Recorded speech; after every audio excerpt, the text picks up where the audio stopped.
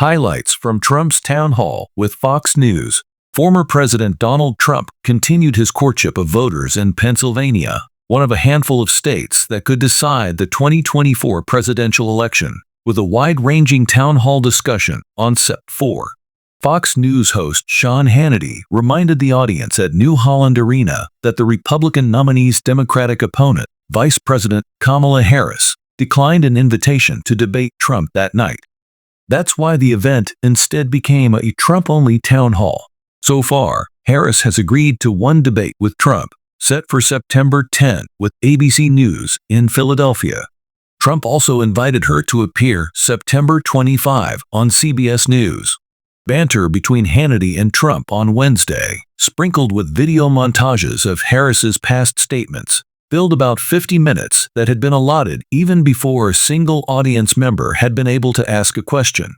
Then, Trump suggested, "Let's make 2 shows from the footage." Hannity obliged, and the event continued for about 15 more minutes as Dave McCormick, a Republican candidate for Senate, and 4 attendees sought answers from the former president.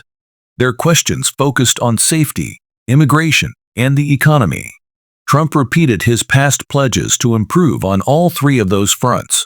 The network was slated to broadcast the pre-recorded Trump-Hannity interview later on Sept. 4. The Trump audience interactions will air during Hannity's regular time slot on Sept. 5. Other media outlets, including the Epoch Times, were permitted to report on the exchanges only after the first segment was broadcast at 9 p.m. On Sept. 4, ABC debate. "I'm gonna let her talk." After Hannity asked what the former president was doing to get ready for next week's debate with Harris, Trump replied, "I think I've been practicing all my life for this stuff. It'll be an interesting evening." The former president said debates are unpredictable, so a candidate needs to be nimble. Many before him have prepped extensively, only to fail miserably in the heat of debate.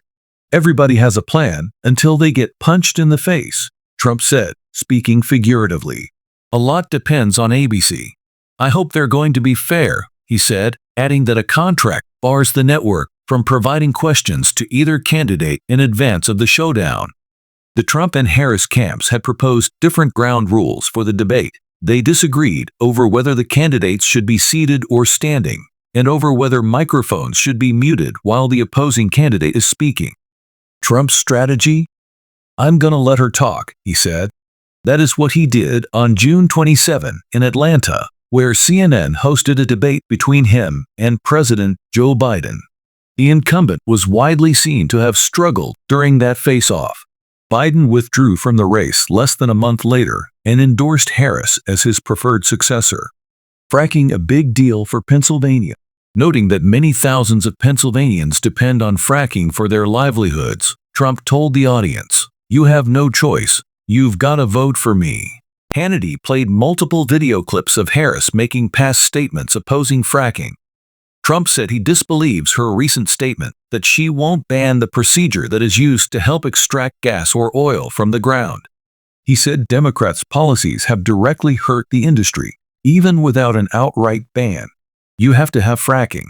It's a massive business for Pennsylvania, and you can't take a chance that Harris would eliminate it," Trump said. Trump trending upward. Hannity noted the town hall came at a time when Trump was trending upward in some of the polls. Those include a Trafalgar Group poll showing Trump ahead of Harris in Pennsylvania by 2 percentage points. The host said the latest numbers seem to suggest that Harris's long-lived honeymoon phase now finally appears to be over.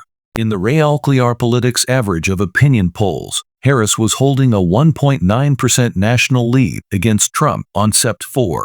But a few very recent polls were detecting a shift in momentum. In Rasmussen Report Daily Presidential Tracking Poll on Sept. 4, Trump opened a 6-point lead over Harris nationally. But in Rasmussen's 5-day average, he was only 2% ahead of her. Many other polls still show Harris with an edge over Trump nationally, but still within the margin of error, which runs at 3% or more for most polls. An online prediction and betting site, Polymarket.com, on Sept. 4 showed Trump with a 52% chance of winning the Nov. 5 election. Harris had a 47% chance. contrast with Harris-Walz's accessibility. Hannity noted that Harris has given no solo news conferences since she became the apparent Democratic nominee 45 days prior to the Fox town hall. She and her running mate, Minnesota Gov. Tim Walz, participated in an interview with CNN's Dana Bash on August 29, but disclosed no new policy specifics. And as of Sept. 4, no policy platform was yet listed on Harris's website. Hannity contrasted this with the dozens of news conferences and interviews Trump and his running mate, Sen. J.D. Vance, R. Ohio, have given since Biden dropped out of the race. After Trump passed the 16-minute, 30-second mark into the program, Hannity thanked him for going longer than Harris's CNN interview. The audience laughed. Heightened security. Hannity and Trump have appeared together for many broadcasts since Trump first campaigned for president in 2016. But never before have restrictions been so tight, Hannity said.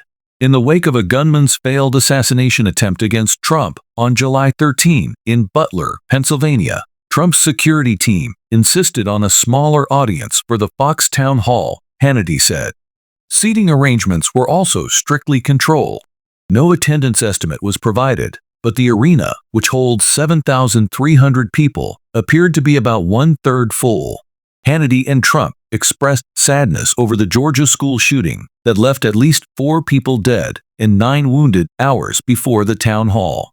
In addition, Hannity also noted that FBI Director Christopher Wray recently warned about an unprecedented spike in security threats. When Hannity wondered aloud why so many problems with violence and threats persist, Trump replied, "It's a sick and angry world for a lot of reasons," expressing confidence that he will improve conditions if he wins re-election. "It starts now, Trump," one man in the audience said, reassuring hesitant voters. A woman asked Trump what he had learned from his first term as president that could help reassure those that are hesitant to vote for him now. Trump replied that he learned the importance of putting the right people into key positions in his administration. "I put people in that in some cases were not what I really wanted. I know the good ones, the bad ones, the weak ones, the smart ones, the dumb ones," he said, his last phrase prompting a chuckle from the audience. "A big key to running it is getting the right people. I know now the people, and I know them better than anybody,"